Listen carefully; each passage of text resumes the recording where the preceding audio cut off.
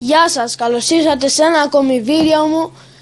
Δεν έχει σχέση με gaming video, Q&A, πρόκληση ή vlog.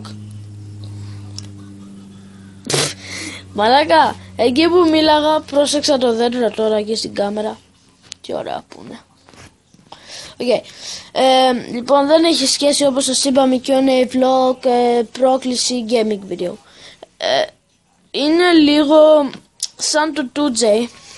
Το ξέρω, θα τον αντιγράψω λίγο, αλλά δεν είναι ακριβώς. Τέλος πάντων, δεν είναι ακριβώς, θα το πείτε μου εσείς. Είναι ένα δικό μου που έχω βρει, το ψέμα η αλήθεια. Μαλακία, το ξέρω. Λοιπόν, πώς είναι, λοιπόν, θα σας λέω εγώ μια ερώτηση για σας και θα μου απαντάτε ψέμα, είναι ψέμα ή αλήθεια για σας. Και μέχρι να μαζευτούν λίγα comments, επειδή έχω μόνο 2 subscribers, μέχρι να μαζευτούν λίγο τα subscribers και τα comments, θα κάνω τέτοια videos. Ξάπλωσα το μεταξύ τώρα. Θα σας λέω τέτοια videos και θα κάνω τέτοια videos. Τι θα σας λέω, μαλάκα, γιατί μιλάω έτσι ρε.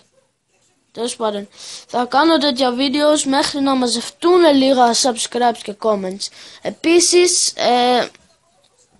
δεν θα τα διαβάζω, δεν θα τα δείχνω τα ονόματα όπως τα δείχνει ο Τούτζε από κάτω, επειδή δεν ξέρω πάρα πολύ καλά, δηλαδή άριστα να κάνω edit τα videos μου, οπότε θα τα διαβάζω μέχρι να μάθω πώς να βάλω τα ονόματα εκεί από κάτω και μπορεί να φτιάξω Facebook site, δεν ξέρω, θα μάθω και αυτό πώς γίνεται, οπότε that's all.